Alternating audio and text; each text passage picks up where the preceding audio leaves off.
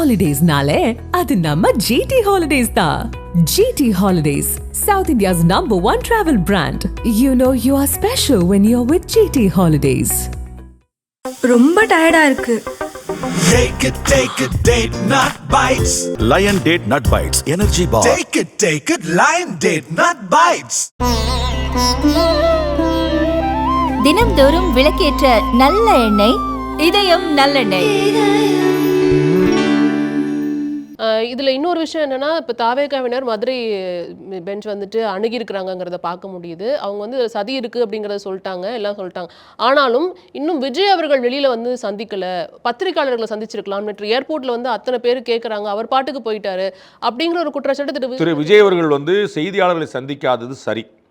ஏன்னா ஒரு வார்த்தை தப்பாக போனாலும் பெரிய பிரச்சனை. நீங்கள் பார்த்தீங்க, நீங்களும் குறிப்பிட்டீங்க, லெஃப்ட்டில் ஒரு 4-5 பேர் மயங்கி விழுறாங்கம்மா, பிரச்சனை வந்தோடனே அவருக்கு தடுமாற்றம் வந்துருச்சு. அது வந்து அதை இப்படி எப்படி ஹேண்டில் பண்ண, நம்ம ஏதாவது தொடரணுமா வேண்டாமான்னு வந்துச்சு. சுருக்க பேசிட்டு போயிடும்னு நினச்சாரு. அது இன்னும் பிரச்சனை ஆகிப்போச்சு. சரிங்களா, அது பார்க்க முடியலங்கல்ல. அதனால் அவர் வந்து வெளியில் வர்றாரு. நம்ம வந்து ஒரு கேள்வி கேட்குறோம், நீங்கள் நிற்கிறீங்க, நிற்கலை, சேர பண்ணீங்க, ஏன் ஓடி வந்துட்டீங்கன்னு ஒருத்தர் கேட்பாரு. உங்களுக்கு தைரியம் இல்லை. யாரோ ஒருத்தர் ஏதோ ஒரு கேள்வி கேட்கலாம். நம்ம பார்க்குறோம், திரு நயினார் நாகேந்திரனை பார்த்து நீங்கள் தலைவரா அண்ணாமலை தலைவரான்னு கேள்வி எழுப்புறாங்க. இதை மாதிரிலாம் ஊடகம் போயிடுச்சு. இது எப்படி இந்த மாதிரி எழுப்புறாங்கன்னு தெரியல. திமுக தலைவரை பார்த்து இப்படி கேட்டுருவாங்களான்னு தெரியல. அதிமுக பொதுச்செயலாளர் பார்த்து இந்த கேள்வி கேட்டுவாங்க, நரேந்திர மோடி பார்த்து இந்த கேள்வி கேட்டுவாங்க தெரியல. அப்போ வந்து எப்படி இந்த மாதிரி கேள்வி எழுப்புறாங்கன்னு தெரியல. அப்போ ஏதோ ஒரு வார்த்தை போய் அவர் ஏதாவது பதட்டப்பட்டு 40 பேர் செத்தா நான் என்னங்க செய்ய அப்படின்னு ஒரு வார்த்தை சொன்னா ஒரு பேச்சு எப்படி போய் நிற்கும் பாருங்க. அதனால வந்து அந்த இடத்துல அவர் நேரடியாக மக்களை சந்திக்காமல் இருந்து செய்தியாளர் சந்திக்கும் சரி, அதில் குழப்பம் இல்லை. அதற்கு பிறகு வந்து செய்தி குறிப்பை வெளியிட்டிருக்கிறார். அதற்கு பிறகு இன்னைக்கு காலையும் செய்தி குறிப்பை வெளியிட்டிருக்கிறார். ஒவ்வொரு குடும்பத்துக்கும் 20 லட்ச ரூபாய் அறிவிச்சிருக்காரு. காயம்பட்டவர்களுக்கு வந்து 2 லட்சம் ரூபாய் அறிவிச்சிருக்காரு. அவரால் செய்ய முடிஞ்சது சொல்லியிருக்காரு. இதற்கு விசாரணை வேணும்னு கேட்டிருக்காரு. அதான் சொல்ல, இது வந்து இயல்புல நடந்து இப்போ வந்து திட்டமிட்ட சதின்னு கோர்ட்டுக்கு போயிருக்காங்க. சரிங்களா, கோர்ட் முடிவு பண்ணும். ஆனா திரு விஜய் அவர்கள் செய்தியாளர் சந்திச்சு தான் போச்சுங்க, ஒரு சைடு ஏற்கனவே முடிவாயிரும். உங்களுக்கு புரியுங்களா? அப்ப வந்து நம்ம பார்க்கணும், திரு வன்னியரசர் வந்து விமர்சனம் பண்றார், மக்கள் மன்றத்தில் பதில் சொல்லாமல் நீதிமன்றத்தை நாடக்கூடிய முயற்சி என்ன அப்படின்னு. அது வந்து மத்திய அரசு காப்பாத்துங்கிற முயற்சி. இப்ப நீதிமன்றத்தை இழிவுபடுத்துறாரு திரு வன்னியரசு. நீதிமன்றத்துக்கு போனா மத்திய அரசு எப்படி காப்பாத்தும்? அது சிபிஐ விசாரணை கேட்கறதுனால அப்படி ஒரு விமர்சனத்தை வைக்கிறாரோ என்னமோ. நான் சொல்றேன், இப்ப பிரச்சனை நான் உங்களுக்கு சொன்னேன், தாவேகா மேல தப்பு இருக்குன்னு சொல்றேன். புரியுங்களா? தமிழக அரசு மேல தப்பு இருக்குன்னு சொல்றேன். தாவேகா தமிழக அரசு குற்றச்சாட்டுகிறது. தமிழக அரசு தாவேகா கூட நான் உங்களுக்கு ஏற்கனவே ஆரம்பத்தில் சொன்னேன், மாசுப்ரமணியன் நேரடியாக குற்றச்சாட்டு வைக்கிறார். தாவேகா நேரடியாக குற்றச்சாட்டு வைக்கிறது. உதயநிதி அவர்களும் அவர்கிட்ட போய் இந்த கேள்வி எல்லாம் கேளுங்க அப்படிங்கறது. அப்ப ரெண்டு பார்ட்டி, ஒருத்தர் கவர்மெண்டாவே இருக்கிறார். இப்ப நாம கவர்மெண்ட் மேல கேஸ் போடுறாங்க, அப்ப நீதிமன்றம் தான விசாரிக்கணும். ஏன்னா கவர்மெண்ட் தான பார்ட்டியே. அப்ப இந்த இடத்துல காவல்துறையும் தாவேகாவும் ஒரு ரெண்டு பார்ட்டியா இருக்கும்போது சிவி விசாரணை கேட்கறது இயல்பு தானே. அப்படிதான் நம்ம பாப்போம். ஜெயலலிதா சொத்து வழக்கு எதுக்கு வந்து கர்நாடகா மாற்றப்பட்டுச்சு? தமிழ்நாட்டுல நீதிபதிகளை நியாயமா பண்ண மாட்டாங்களா? சரிங்களா, தாகிருஷ்ணன் கொலை வழக்கு எதுக்கு சித்தூருக்கு மாற்றப்பட்டுச்சு? தமிழ்நாட்டுல நீதிபதி விசாரணை ஒரு டிரான்ஸ்பரன்சிக்கா. உங்களுக்கு புரியுங்களா? அப்ப இங்க இருக்கக்கூடிய நீதியரசர்கள் சரியில்லை என்பது வெளிப்படையான விசாரணை நடந்து உத்தரவாதப்படுத்திருக்காங்க. அப்ப நம்ம வந்து தமிழ்நாடு அரசும் தாவேகாவும் மோதுகிற போது மத்திய அரசு விசாரணை பண்ணா ரெண்டுக்கும் அவங்களை பொறுத்த நீங்க பொலிட்டிக்கலாவே யோசிங்களேன். சிபிஐ வந்து அப்பொலிட்டிக்கல்ங்கிற வேற விஷயம். பொலிட்டிக்கலா அவங்களுக்கு டிஎம்கேயும் பிடிக்காது, தாவேகாவும் பிடிக்காதுல்ல. ஒரு பேச்சுக்கு சொல்ல இப்படி யோசிக்க கூடாது. ஆனா உங்களுக்கு இன்னும் கிளாரிட்டி கிடைக்கணும்ல. இப்ப அதிமுகவுக்கும் தாவேகாவுக்கும் சண்டை வந்துச்சுன்னா, சிபிஐ விசாரணை வந்துச்சுன்னா, நீங்க ஒரு கருத்து சார் என்ன சார் ஏடிஎம்கே பிஜேபி அலையன்ஸ்ல இருக்காங்க, பிஜேபி கவர்மெண்டோட சிபிஐ விசாரணை நடத்தா நீங்க தாவேகாக்கு எதிராக சொல்லிட போறீங்களா, ஆதரவா சொல்லிட போறீங்களா? நீங்க ஏடிஎம்கே ஒரு லாஜிக் இருக்கு. டிஎம்கே எவ்வளவு வன்மமா திட்டுறாங்க பிஜேபி பார்க்கிறோம். அதே விஜய் அதே நாமக்கல் வரைக்கும் சொன்னார், சென்ட்ரல் கவர்மெண்ட் என்னங்க பண்ணிச்சு, ஒண்ணுமே செய்யலங்கன்னு அங்க சொல்லியிருக்காரு. இதை இப்படியும் கனெக்ட் பண்றாங்க. திரு அண்ணாமலை அவர்கள் வந்து தமிழக அரசின் மேல குற்றச்சாட்டு சுமத்துனதுனால திரு விஜய் அவர்களை வந்துட்டு அண்ணாமலை காப்பாத்துறாரு, அப்ப நீங்க உறவை பாத்துக்கோங்க அப்படிங்கிற குற்றச்சாட்டை இங்க முன் வைக்கிறாங்க. எப்படி பார்க்க முடியும்? நம்ம தாவேகாவை எந்த சந்தர்ப்பத்தில் பிஜேபி ஆதரிச்சிருக்குது? பிஜேபியை தாவேகா எப்ப ஆதரிச்சிருக்கு சொல்லுங்க? அன்னைக்கு காலையில கரூர்ல சாயந்தரம் நடக்குது, காலையில நாமக்கல்ல திட்டுறாரு.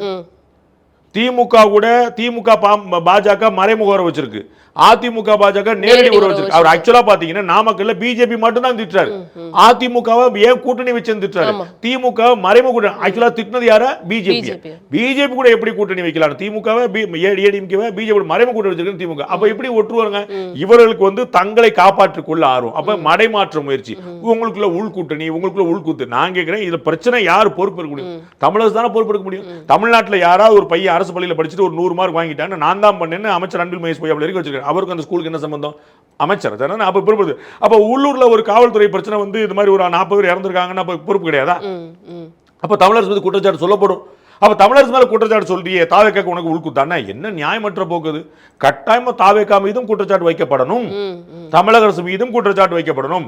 எது ட்ரிகர் பாயிண்ட் விசாரணையில் தெரிய வரும். இதுல பிஜேபி எங்க வரும், இதுல அதிமுக எங்க வரும், நாம் தமிழர் எங்க வரும், என்ன புரியவே இல்லையா? திரு சீமான் அவர்கள் வந்து நேற்றும் பெருந்தன்மையா இந்த விஷயத்தை அணுகியிருக்கிறாரு அப்படிங்கறத பார்க்க முடியும். இதுல அரசியல் செய்யணும்ன்ற ஒரு இது இல்லாம விஜய் அவர்களோட மனது எப்படி இருக்குங்கிறது எனக்கு தெரியும் அப்படிங்கறத சொன்னாரு. ஆனா இன்னைக்கும் வந்து யார் மேலேயும் குற்றச்சாட்டு வைக்காம பெருந்தன்மையா கடந்து போறது சரி? அப்படி சரியில்லை, அப்படி பண்ண முடியாது. பெருந்தன்மைக்கான நேரம் கடந்து விட்டது.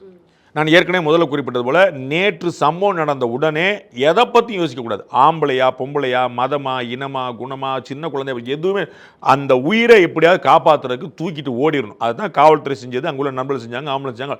அதில் ரெண்டாவது கேள்வியே கிடையாது. யார் மிதிச்சா யார் இருந்தாங்களோ அப்புறம் தடயங்கள் போயிருமா சாட்சிகள் போயிருமா கேள்வியே கிடையாது. தடயங்கள் போனாலும் சாட்சிகள் அழிஞ்சாலும் முதல்ல தேவை அந்த உயிரை காப்பாற்றுறது. 40 நம்ம நேற்று நம்ம பேசும்போது 39, இப்போ நம்ம பேசிட்டு இருக்கும்போது 40 மாறிடுச்சு. இந்த எண்ணிக்கை அதிகரிச்சிடாமல் இருக்கணுங்கிறது தான் அந்த நேரத்தை அச்சமாக இருக்கணும். அப்போ வந்து முதல்ல விஷயம் மீட்பு, அது முடிஞ்சிருச்சு. இப்போ கரூரில் அந்த சாலையில் எந்த தடயம் கிடையாது, எல்லாம் க்ளீன் பண்ணி அடுத்த வேலையை பார்க்க போயிட்டாங்க. அதற்கு அடுத்தது நிவாரணம் தமிழக அரசு கொடுத்துருச்சு, மத்திய அரசு கொடுத்துருச்சு, தாவேக்கா கொடுத்துருச்சு, அதுவும் முடிஞ்சிருச்சு. இப்போ தேவை காரணம், இப்போ விசாரணை தான் வேணும் நமக்கு. அப்போ சந்தேகமே இல்லை வேணும். அப்போ இந்த இடத்துலையும் வந்துட்டு நான் பெருந்தன்மை நடக்கிறேன், விஜய் வேதனைப்படுவார் மறுக்கல, ஸ்டாலின் ஒரு சந்தோஷப்படுவாரா? அவர் வேதனைப்படுவார், அதில் என்ன சந்தேகம்? எல்லாருமே 40 உயிர் போனது யாருங்க சந்தோஷப்படுவாங்க? நல்ல வேலைங்க 40 உயிர் செத்து போயிட்டாங்கன்னு சொல்லுவாங்களா? அரக்கன் ஏற்க மாட்டான், யாருமே ஏற்க மாட்டாங்க. அப்போ எல்லோருக்குமே அதில் வருத்தம் தான். ஓகே, அது செப்பரேட். இப்போ யார் காரணம் கண்டுபிடிக்கணும்ல? மீட்பு முடிந்தது, நிவாரணம் முடிந்தது, இப்போ விசாரணை வேணும். இப்போ விசாரணை தான் அருணா ஜெகதீஷன் தலைமையில் வந்துட்டு விசாரணை குழு அமைப்போம் அப்படின்ட்டு கிட்டத்தட்ட இன்சிடென்ட் நடந்து ஒரு 2 மணி நேரத்தில் வந்து அனௌன்ஸ் பண்ணாங்க. பார்க்க முடிஞ்சது. எனக்கு புரியவே. ஆனால் அருணா ஜெகதீஷன் அவர்கள் ஏற்கனவே கொடுத்த அறிக்கை இவங்க ஃபாலோ பண்ணியிருக்காங்களா அப்படின்னு பார்த்தோம்னா அது கிடையாது. அருணா ஜெகதீஷன் அவர்கள் என்ன அறிக்கை கொடுத்தாங்கன்னு முதல்ல சொல்லுங்க. நீங்க அது என்ன அறிக்கை கொடுத்துட்டாங்கன்னு நீங்க வந்து செஞ்சாங்களா இல்லையான்னு கேட்குறீங்க.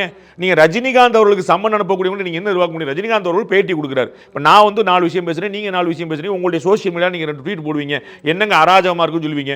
உனக்கு அராஜகம் உனக்கு யார் சொன்னா? இங்க வா வந்து பதில் சொல்லுனா என்ன அர்த்தம் இருக்கு? அவர்களுடைய ஆதங்கத்தை வெளிப்படுத்துறார். சமூக விரோதிகள் ஊடுருவிட்டார்கள். என்ன சந்தேகம்? கலெக்டரேட்டுக்கு தீ வைக்கிறவங்களை நீங்க எப்படி சமூக ஆர்வலர் சொல்லுவீங்களா? அங்க வைக்க அவருக்கு முயற்சி நடந்துச்சா இல்லையா? கலெக்டர் ஆளுநர் தீக்கிறவங்க சாதாரண விஷயமா? ஒரு கட்டடமா கலெக்டர் அலுவலகம்? பாராளுமன்றத்தில் தாக்கல் நடத்தும் போது நம்ம ஏன் சண்டைக்கு போனோம்? பாராளுமன்றம் இன்னொரு கட்டடம் கிடையாது, இட்ஸ் நாட் ஏ பில்டிங். அது வந்து நம்முடைய இன்டெகிரிட்டி.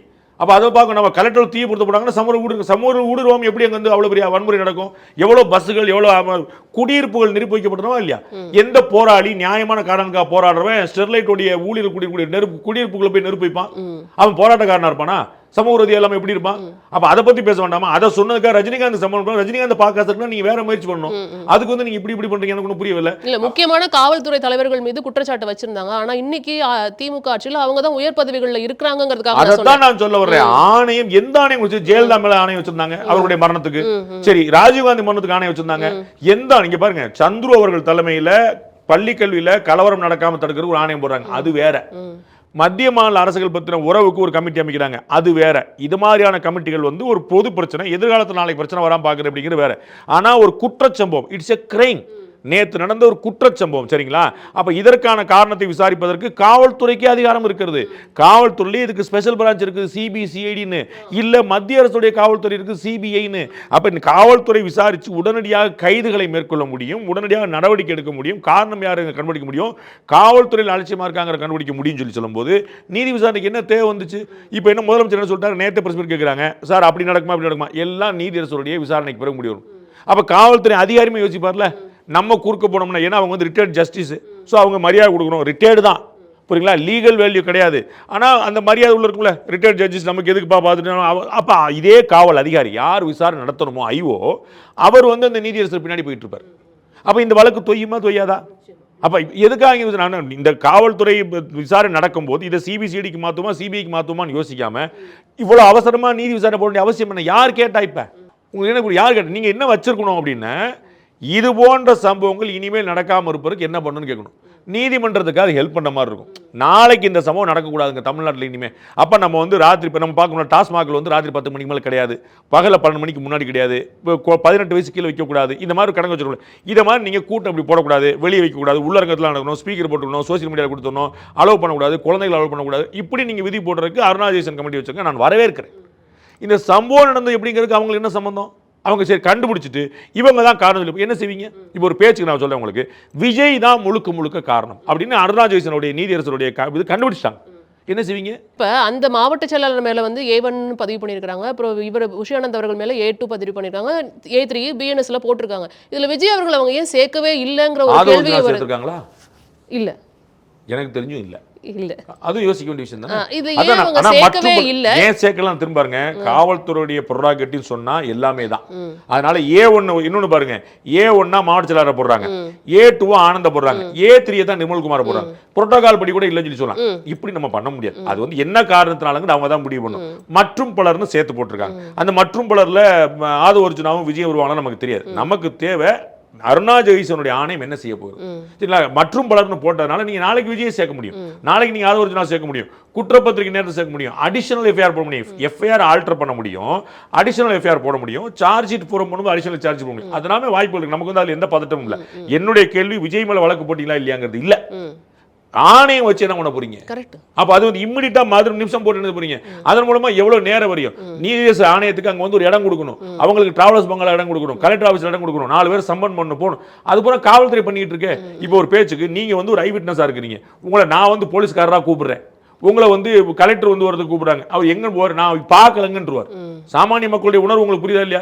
எதுக்கு நமக்கு வந்து 40 பேர் செத்தா இவங்களுக்கா நாம போய் சாக முடியுமா? நம்ம ஏதோ சொல்ல அதுல கட்சிக்காரன் சண்டை, தாவேக்காரன் என்ன சொல்லான்னு சண்டைக்கு வருவான், திமுக காரன் என்ன சொல்லான்னு சண்டைக்கு, நமக்கு நான் சாட்சி சொல்லலம்பாங்க. உங்களுக்கு புரியுங்களா? ஒரு விசாரணை உடனடி விசாரணை தீர்வு நோக்கி தள்ளும், பல விசாரணை மறு விசாரணைக்கு தான் தள்ளும். இப்போ நீங்க சொல்றதை வச்சு பார்த்தா அவங்க சிபிசிஐடிக்கே இந்த வழக்கை மாற்றிருக்க வாய்ப்பு இருக்கு, இல்லை காவல்துறையே கையாண்டிருக்க வாய்ப்பு இருக்கு. அது அருணா ஜெகதீசன் அவர்கள் தலைமையில் ஒரு குழு அமைக்கிறதுக்கான முக்கிய காரணம் என்னவா இருக்கும் நினைக்கிறேன்? எனக்கு புரியலங்கிறது எனக்கு காரணம், எனக்கு தெரிஞ்ச காரணம். அது வந்து வேற ஏதாவது நோக்கம் இருக்குதான்னு எனக்கு தெரியல. அவ்வளவு தூரம் எனக்கு அரசியல் ஞானம் இல்லை. நம்ம போனா போதான் தெரியும். நாளைக்கு 4 விஷயங்கள் 4 வரும். இப்போ கல்வீச்சு நடந்ததுங்கிறது நேற்று சம்பவம் நடத்தும் போது நமக்கு தெரியல, சரிங்களா? பிறகு இன்னைக்கு காலையில் தெரியுது. தடியை நடத்தணுங்கிற நேற்று சம்பவம் நடக்கும்போது நமக்கு தெரியல, பிறகு வருது. ஒரு செருப்பு வீசப்பட்டாங்கிற நேற்று ராத்திரி நீங்க பார்க்கல, பிறகு நீங்க கவனிக்கிறீங்க. அப்படி பல உண்மைகள் வெளியே வரும். வரட்டும், நமக்கு வந்து பிரச்சனை. அருணா ஜெகதீசன் ஆணையம் எதுக்கு அமைச்சாங்க, அந்த கேப்ல எப்படி அவங்கள்ட்ட பிடிச்சாங்க, அந்த கேப்ல அப்படி அம்மா எப்படி சம்மதிச்சாங்க, இவ்வளவு விஷயங்கள் இருக்கு. அவங்களுக்கான ரூல்ஸ் அண்ட் ரெகுலேஷன் இன்னும் நாம் கண்ணில் பார்க்கல. அது ரொம்ப ஷார்ட் டைம்ல எல்லாம் நடந்திருக்குங்கிறது தான் அதற்கு தேவை என்னங்க? அதுதான் சொல்ல முதல்ல வந்து இங்க தேவை விசாரணை. இங்க தேவை விசாரணைக்கு காவல்துறைக்கு எல்லா அதிகாரமும் இருக்கு, சட்டப்படி கொடுக்கப்பட்டிருக்கு. To arrest summon, to summon summon, புரியுங்களா? நேரடியா இங்க வான்னு சொல்றாங்க, அங்க போய் விசாரணை, சர்ச்சுக்கு, ரெய்டுக்கு எல்லா வாய்ப்பும் காவல்துறை இருக்கும்போது எந்த வாய்ப்புமே இல்லாம அருணா ஜெகதீசன் அவர்கள் விஜயை சம்மன் பண்றாங்கன்னு வச்சுக்கோங்க. விஜய் வர வேண்டிய அவசியம் இல்லை தெரியுமா? விஜய் வர வேண்டிய அவசியம் இல்லை. அவருடைய வழக்கறிஞர் போலாம், தடை கேட்டு போலாம், மாட்டேன்னு சொல்லலாம், எழுத்து மூலமா கொடுக்குறேன்னு சொல்லலாம். இது என்ன செய்ய போறீங்க நீங்க?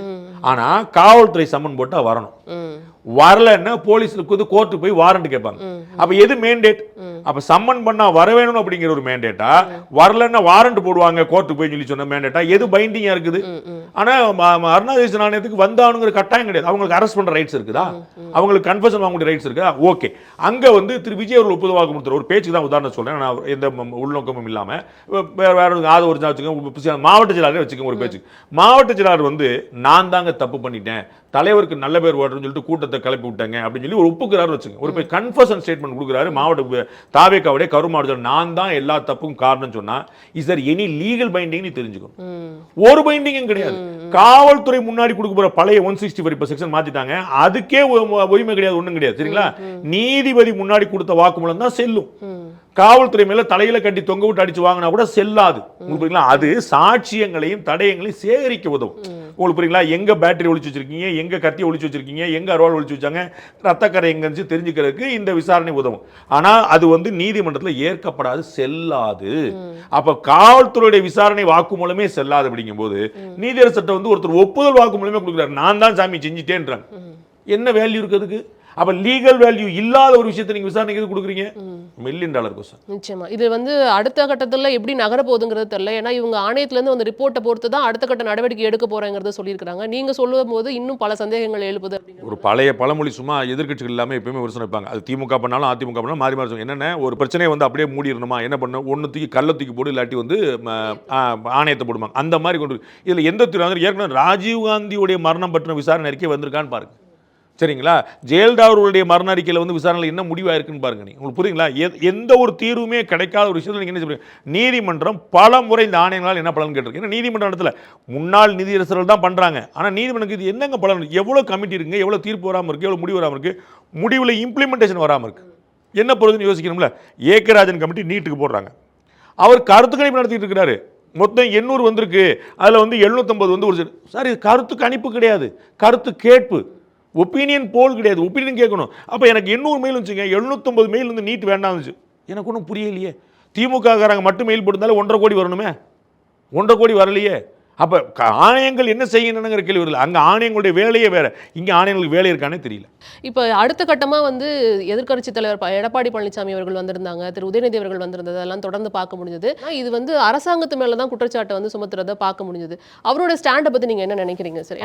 இதெல்லாம் செஞ்சுதான் ஆகணும், இழப்பீடெல்லாம் கொடுத்துதான் ஆகணும் அப்படிங்கிறதுல அரசாங்கத்து மேலே குற்றச்சாட்டு வைப்பதற்கான நியாயமான காரணங்கள் இருக்கின்றன. தாவேகா மீது வச்ச குற்றச்சாட்டுகள் நியாயமான காரணங்கள் இருக்கு. 2 பேருமே அதில் பொறுப்பு தான். யார் காரணம்ங்கிறது நம்ம பார்க்கணும். ஒருத்தர் அடிச்சிருப்பார், அதை விசாரிச்சிங்கன்னா அவரை கெட்ட வார்த்தையில் இன்னொருத்தர் திட்டிருப்பார், கெட்ட வார்த்தையில் திட்டனால அடிச்சிருப்பார். அப்போ அடிச்சது குற்றம்னு வரும், ஆனால் விசாரிச்சா அவர் திட்டினால அடிச்சார்னு வரும். உங்களுக்கு புரியல? அப்போ விசாரணைக்கு பிறகு தான் தெரியும். நம்ம வந்து 2 பேர் தான் சம்பந்தப்பட்டவர் 2 பேர், சரிங்களா?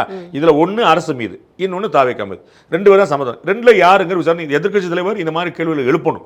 இது ஏன் நான் கேட்குறேன் அப்படின்னா, திரு மா சுப்பிரமணியன் அவர்கள் வந்துட்டு இதில் அரசியல் பண்றாரு திரு எடப்பாடி அவர்கள்னு சொன்னார். அதனால தான் அரசியல் பண்ணணும். முன்னாள் முதலமைச்சர் வந்து அரசியல் பண்ணாம அவியலா பண்ணுவாங்கன்னு கேட்டிருக்கிறாரு. இன்னாள் முதலமைச்சர் கேட்டிருக்காங்க, அரசியல் பண்ணாம அவியலா பண்ணுவாங்க. அரசியல் பண்ணணும். அதுல என்ன அரசியல் கட்சின்னு வச்சுட்டு அரசியல் பண்ணாம என்ன பண்ணுவீங்க? கட்டார் தான் சொன்னேன். நீங்க வந்து திரு சீமான் சொன்னதுக்காக தான் சொன்னேன், திரு மாசு சொல்றதுக்காக தான் சொல்றேன். அரசியல் பண்ணாம பண்ண வேண்டிய வேலை 24 hours முன்னாடி முடிஞ்சிருச்சு. மீட்புலை நிவாரணத்தில் அரசியல் கூடாது, புரியுங்களா? 10 லட்சம் கொடுக்கலாமா, 5 லட்சம் கொடுக்கலாமா, எவ்வளவு முடியுமோ கொடுத்துருங்க. ஆண்களுக்கா பெண்களுக்கா கேள்வியே கிடையாது, குழந்தைகளுக்கா ஒரு கேள்வியே கிடையாது. யாரை மீட்கணும் உடனே தூக்கிட்டு போயிடணும். உங்களுக்கு புரியுங்களா? காவல்துறை கையில தூக்கிட்டு போகுது, ஆம்புலன்ஸ் வேணுமா, ஸ்ட்ரெச்சர் வேணும், உடனே தூக்கிட்டு ஓடுறா, காப்பாற்றணும் பிள்ளை, இதுதான் நோக்கம். அங்க கேள்வியே கிடையாது. இப்படி தூக்கிட்டு போகும்போது 2 தடையும் அழிஞ்சிருச்சுங்க. இல்ல இப்ப பேசாதீங்க, இப்ப செல்போன் விழுந்துருச்சுங்க, வீடியோ, அதெல்லாம் அப்புறம். முதல்ல அந்த குழந்தையை காப்பாற்றணும், அந்த உயிரை காப்பாற்றணும். ஆனா இப்ப அது இல்லை. இப்ப கேள்விகள் கேட்க வேண்டிய நேரம், பதில் தெரிய வேண்டிய நேரம். எதிர்க்கட்சி தலைவர் சொன்னது மிகச்சரி. இதுல ஊடகங்களோட செயல்பாடுகள் எப்படி இருக்கு நீங்க நினைக்கிறீங்க? நான் தெரிஞ்சுக்கணும். இனிமே தான் பார்க்கணும். நேத்துல இருந்து இன்னைக்கு வரைக்கும் லாஸ்ட் 24 hours ஒன்றும் பெரிய ப்ராப்ளமேட்டிக்கா இல்லை. ஊடகங்கள் வந்து திரு விஜய்க்கு வந்து ஒரு பெரிய பூம் கொடுக்க நினைக்கிறாங்க, அது வந்து பெரிய பூஸ்ட் கொடுக்க நினைக்கிறாங்க. அது வந்து வரலாறு காணாத கூட்டம்ங்கிறது வந்து தொடர்ந்து அந்த பிம்பத்தை கட்டமைச்சாங்க. அதை திரு சீமான் இன்னைக்கு விமர்சனம் பண்ணாரு. நீங்க தொடர்ந்து அதை காட்டிட்டே இருக்கீங்கன்னா அதன் மூலமா 4 பேருக்கு வந்து பார்க்க ரொம்ப ஆச்சரியமா அவரை மீறி ஒரு உதாரணம் சொன்னார். ஜல்லிக்கட்டை காட்டிட்டே இருந்தீங்க, அதன் மூலமாக ஜல்லிக்கட்டுக்கு 4 பேர் பங்களிக்கணும், போய் பார்க்கணும், 4 பேருக்கு 6 வந்து போனாங்கன்னு சொல்லிட்டு அந்த கூட்டம் வந்து என்ன கூட்டங்கிற நான் முதல்ல சொல்லியிருந்தேன். அதை வந்து கடுமையாக விமர்சனம் வச்சிருந்தாங்க. இப்போ திரு சீமானே அவரை மீறி சொல்லியிருந்தாரு, ஜல்லிக்கட்டை ஃபுல்லாக காட்டிகிட்டே இருந்தீங்க, அப்போ நம்ம போய் பார்க்க போவோம் அப்படின்னு 4 பேர் போவாங்க அப்படின்னு. அதே மாதிரி தான் இங்கே வந்து நீங்கள் வந்து விடிய காட்டிட்டே இருக்கீங்க. அது அந்தந்த ஊடகங்களுடைய உரிமையை நம்ம வந்து அதை செய்ய முடியாது. அவர்கள் வந்து கொடுக்கக்கூடிய பூஸ்டப் இருக்குது பாருங்கள், அது எம்ஜிஆர் மாதிரியான அது மிகை, சரிங்களா? ஆனால் லாஸ்ட் இந்த டிசாஸ்டர் நடந்ததுலேருந்து இப்போ வரைக்கும் ஊடகங்கள் வந்து தப்பு பண்ணாங்க, அத்துமீறல் தான் நான் கருதல. இனிமே என்ன பண்ணுறாங்கன்னு நம்ம பார்க்கணும். இதில் கடந்த 2 கேம்பெயினில் வந்து அவர் சரியான நேரத்துக்கு இங்கேருந்து கிளம்புனாரு அப்படிங்கிறத பார்க்க முடியுது. ரீச் ஆன டைம் வந்து டிலே தான் அப்படிங்கிறதுல வந்துட்டு எந்த இதுவும் கிடையாது. ஆனால் இந்த தடவை கிளம்புனதே டிலேங்கிறது தான் இங்கே வந்து 2 கூட்டம் பார்த்துட்டாங்க, 2 இடங்களில் வந்து கூட்டம் பார்த்துட்டாங்க. கொஞ்சம் இவங்க வந்துட்டு ஓகே வந்துருவாங்க பார்த்துக்கலாம், எப்பொழுதும் போல தான் அந்த கூட்டம் நடக்கும்ன்ற ஒரு இதுக்கு போயிட்டாங்க. திரு விஜய் அவர்களால் கட்டுப்படுத்திருக்க முடியுமா என்றால் முடியும். நான் உங்களுக்கு ஏற்கனவே சொன்னேன், தாவேக ஆரம்பித்து விட்ட பிறகு, விக்கிரவாண்டி மாநாடு முடிந்த பிறகு கொடைக்கானல் ஜனநாயகன் பட ஷூட்டிங் எப்படி போனார்? அவர் மறுநாள் காலையில் போயிருக்கணும். இத்தனைக்கும் கொடைக்கானல் வந்து மலை ரோடு, சிங்கிள் ரோடு, குண்டூசி வளைவுகள் விளையாடக்கூடிய, அங்கே எப்படி போனார்? ஒரு கார் முன்னாடி இருந்தால் ஒரு நாளுக்கு போயிருக்க முடியாது. அப்போ முதல் நாள் ஷூட்டிங் பிளான் பண்ணி மறுநாளில் போயிருக்கணும். திறந்த வேனில் போனார் ஜம்முன்னு. நீங்கள் மலை ஏறும்போது நீங்கள் பார்த்தீங்கன்னா ஓப்பன் ஜீப்பில் போனார். எப்படி போனார்? எப்படின்னு பிரச்சனை, பின்னாடி 4 பைக் தான் போச்சு. அப்போ விஜய்க்கு அவ்வளோதான் செல்வாக்கா? உங்களுக்கு புரியுங்களா? ஜனநாயகன் பட ஷூட்டிங் இப்போ தானே வருது, இனிமேல் தானே வரப்போகுது.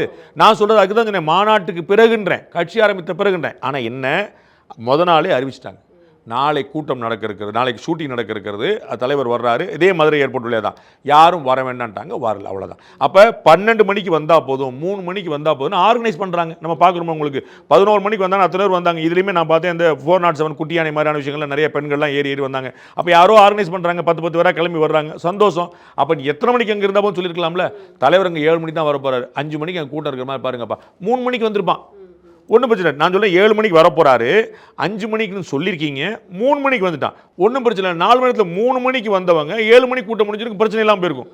நீங்கள் காலைல 10 மணிக்கு வந்து உட்காந்துருக்கு போய் தான் 11 மணிக்கு கூட்டம் போட்டாங்க, அப்புறம் 9 மணிக்கு வந்து போயிருந்தா ராத்திரி 8 மணிக்கு 10 மணி நேரம் ஆயிருது, பாடாதபாடுபட்டாங்க. அப்போ இதை ஆர்கனைஸ் பண்ணியிருக்க முடியுமா முடியாதா விஜய் அவர்களுடைய மனசாட்சிக்கு தெரியும். இது வந்து எடப்பாடி பழனிசாமி அவர்கள்ட்ட என்ன அறிவுரை சொல்ல விரும்புறீங்க திரு விஜய் அவர்களுக்கு கேட்கும்போது, ஒரு அரசியல் கட்சி தலைவர் இன்னொரு அரசியல் கட்சி தலைவருக்கு அறிவுரை எல்லாம் சொல்ல முடியாது அப்படிங்கிறத சொல்லியிருந்தார். இன்னொன்று என்ன கேட்டிருந்தாங்கன்னா, அனுபவம் வந்து இங்கே குறைவாக இருக்கோ அவங்களுக்கு அப்படின்னு கேட்டப்போ கட்சியோட கட்டமைப்பு பற்றி பேசியிருந்தார். ஒரு அரசியல் தலைவர் வராரு அப்படின்னா அவங்களுக்கு ஏற்கனவே தெரியும் எப்படி இருக்குங்கிறது ஏற்கனவே தெரியும், அது இங்க இல்லைங்கிற மாதிரி ஒரு விஷயத்தை சொல்லியிருந்தார். அதை நீங்க எப்படி அது திரு சீமான் அவர்கள் குறிப்பிட்டிருந்தார். கட்டாயமா வந்து அது அனுபவத்தில் தரக்கூடிய அளவு குழப்பம். ஆனால் அந்த அனுபவம் இல்லாமலே என்ன சொல்றேன், அதே அனுபவமற்ற திரு விஜய் தான் ஜனநாயகன் ஷூட்டிங் ஆள் வர வேண்டாம். அன்னைக்கு அவருக்கு அனுபவம் வந்துருச்சுல்ல. அப்ப இங்க நான் ஆள் வர வேண்டாம் சொல்ல, பெரும் கூட்டம் வரட்டும், அது ஒரு மிரட்சியை ஏற்படுத்தட்டும், எதிர்கட்சிகளுக்கு வந்து வயிற்றுல புளிய கரைக்கட்டும். அதுல அது கட்சி ஓட்டு வாங்குறக்கா வந்திருக்கு, மக்கள் முன்னாடி நிக்கிறக்கா வந்திருக்கு, எல்லாத்தையும் எனக்கு அதுல குழப்பம் இல்லை. இந்த டயத்தை மெயின்டைன் பண்ணியிருந்தா இந்த ஃபெயிண்ட் ஆயிருக்க மாட்டாங்கல்லன்ற, இந்த மயக்கம் வந்திருக்காது, வெளியில போக முடியாமல் வந்திருக்காது, நீர்ச்சத்து குறைபாடு வந்திருக்காது, இவ்வளவு காம்ப்ளிகேஷன்ஸ் வந்திருக்காதுல்ல. நீங்க பாரு, அதிகமா இறந்தது பெண்களும் குழந்தைகளும். புரியுங்களா? அப்போ ஆண்களுடைய ஸ்டேமினா கொஞ்சம் பெட்டராக இருந்திருக்கு. ஸ்டேமினா கம்மியாக இருந்த பெண்களும் குழந்தைகளும் பலவீனமாக இருக்காங்க. அதில் கூட்ட நெரிசல் ஏறி மீச்சு போயிட்டு வந்து எல்லாமே நடந்துச்சு. அதுதான் நான் சொல்ல வரேன். நீங்கள் 4 மணிக்கு அவங்க 3 மணிக்கு வர சொல்லியிருந்தா 7 மணிக்கு முடிஞ்சிருந்தா 4 மணி நேரம் பிரச்சனை கிடையாது. நீங்கள் 10 மணி நேரம் ஆக்குறீங்க. அது அப்போ 10 மணி நேரம் எவ்வளோ பெரிய விஷயம். பாத்ரூம் போக வேண்டாமா? தண்ணி தவிக்காதா? ஏதாவது வாயில் சாப்பாடு ஏதாவது போடணும், ஸ்நாக்ஸ் ஏதாவது போனால் வர முடியுமா? ஒரு முனையில் டீ கடை இருக்குது, போயிட்டு வர முடியுமா? திரும்ப அந்த இடத்துக்கு இது ஏன் இடம் துண்டு போட முடியுமா? சேர் இருக்கா, ரிசர்வேஷன் இருக்கா? அப்போ திரு விஜய் அவர்கள் கட்டாயமாக கட்டமைத்திருக்க முடியும், சரி செய்திருக்க முடியும். நான் ஏற்கனவே உங்களுக்கு குறிப்பிட்டேன், திருச்சியில் முதல் கூட்டத்துக்கு வந்து 7 மணி நேரம் ஆச்சுன்னு வரலாறு பேசுகிறாங்க. அப்புறம் நான் பண்ணது போகும்போது வரவில்லை, அது எப்படி வந்துருச்சு? 3வது கூட்டம் முதல் நாள் நடத்த முடியல, அரியலூருக்கு அப்புறம் பெரம்பலூரில் கூட்டம் நடக்கலை, சரிங்களா? ஆனால் அப்புறம் எப்படி வந்து கரெக்டாக போனாங்க?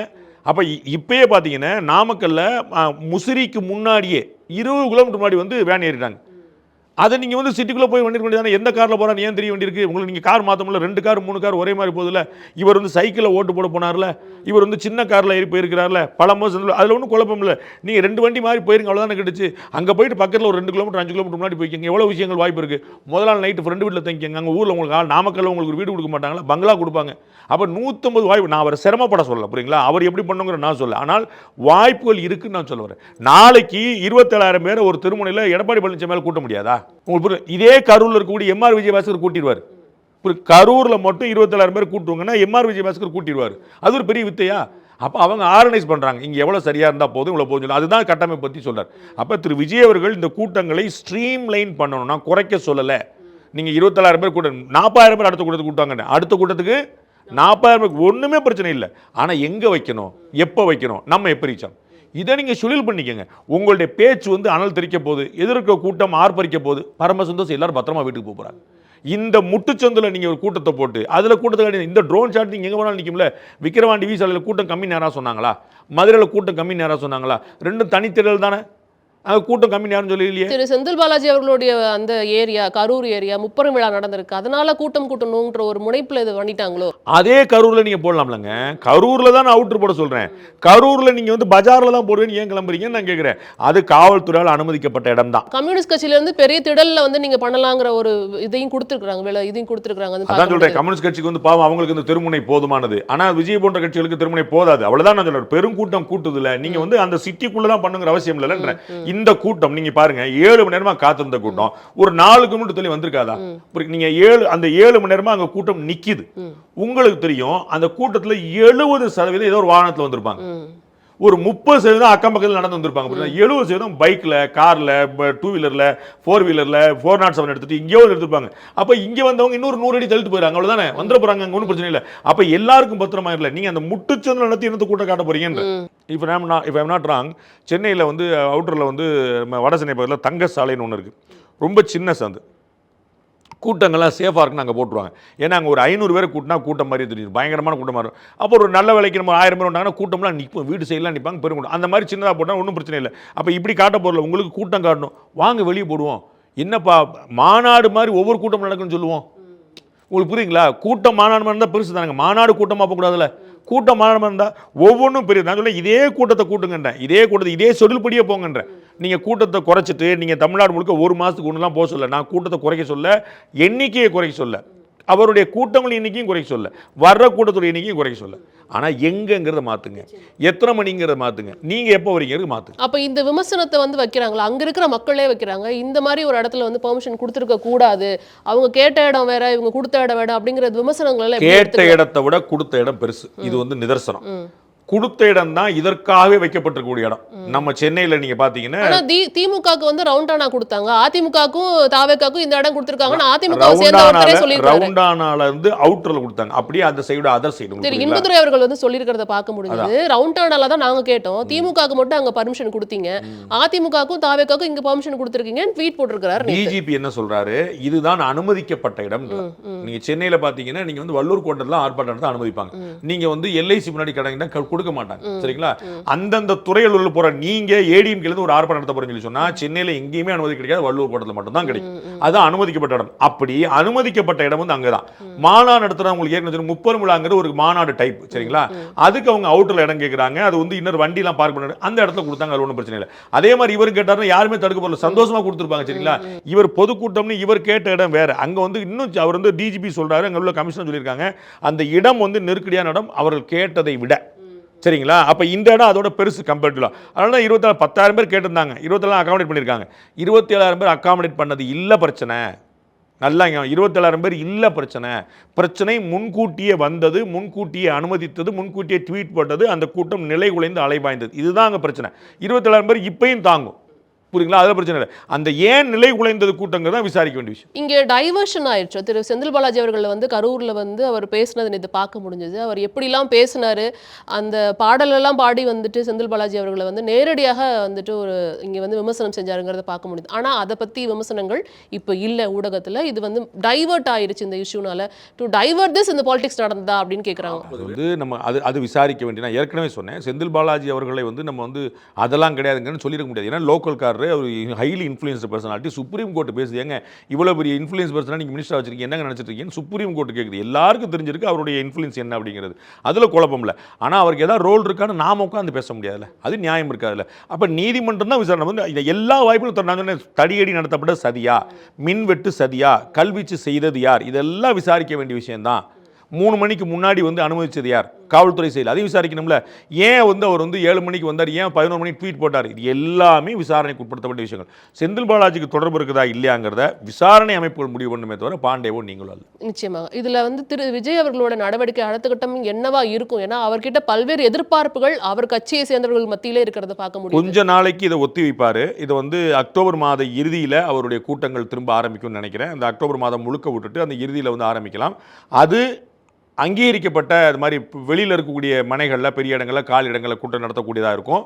அதை வந்து இந்த மாதிரி சொல்லி பண்ணிக்கூடாதுன்னு நினைக்கிறேன். நேரத்துக்கு வந்துடுவார்னு நினைக்கிறேன். அதெல்லாம் நடந்தால் பரம சந்தோஷம். அப்படி தான் செய்யணும். எல்லா கட்சிகளுக்குமான ஒரு வாய்ப்பாக, ஒரு முன்னுதாரணமாக இருக்கக்கூடிய வாய்ப்பு இருக்குது. நம்ம சனிக்கிழமை உங்களுக்கு ஞாபகம் இருக்கும், சனிக்கிழமை ஒரு கூட்டம் போட்டதே சரின்னு சொன்னவன் நான். அதில் வந்து டெய்லி கூட்டம் போட வேண்டிய அவசியம் இல்லை. ஏன்னா வார நாட்கள் இன்னும் அதிகமாக இருக்கும். உங்களுக்கு புரியுங்களா? அந்த கடையில் இப்போ நீங்கள் பார்த்தீங்கன்னா சனிக்கிழமையில் பாதி பேருக்கு லீவ் இருக்கும் இயல்பில். முதல்ல அரசு ஊழியர்களுக்கு விடுமுறை, வங்கிகளுக்கு விடுமுறை, பள்ளிகளுக்கு விடுமுறை. அப்போ வந்து முதல்ல நிறைய பேர் வீட்டில் இருக்கக்கூடிய வாய்ப்பு இருக்குது. அதில் கொஞ்சம் பிரச்சனைகள் கம்மி. நம்ம அந்த மாதிரி நீங்கள் பார்த்தீங்கன்னா விடுமுறை நாட்கள் திருட்டு கம்மியாக நடக்கும்.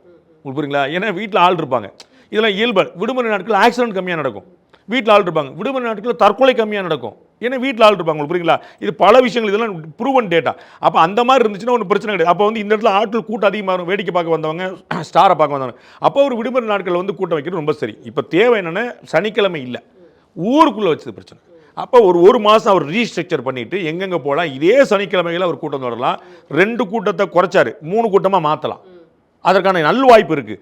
என்னென்ன தனித்தனி இப்போ வந்து ஒரு மாதம் கேப் பொழுதுல அதில் ஒரு 4 ஊர் மிச்சமாகும்ல, அதையும் சேர்த்தே கவர் பண்ணிட முடியும் தயக்கம் இல்லாமல். அப்போ என்ன செய்யணும்? வெளியூரில், கரூரில் அவுட்டரில், ஈரோடு போகிற வழியில், நாமக்கல் போகிற வழியில் ஒரு பெருந்திரள் வாடகைக்கு எடுக்கிறோம், அங்கே உட்காந்து நம்ம கூட்டம் போடுறோம், முடிஞ்சு வச்சுக்காது, ஒரு பிரச்சனை கிடையாது. அப்படியே நாமக்கல் போகிறோம், அப்படியே சேலம் போகிறோம், அப்படி நீங்கள் 4 ஊர் போங்க, அந்தந்த ஊரில் நீங்கள் பேக் பண்ணி வச்சுருங்க, ஒரு பிரச்சனை கிடையாது. 10,000 பேர் 27,000 பேர் அங்கே ஒரு நல்லா இருக்குமே.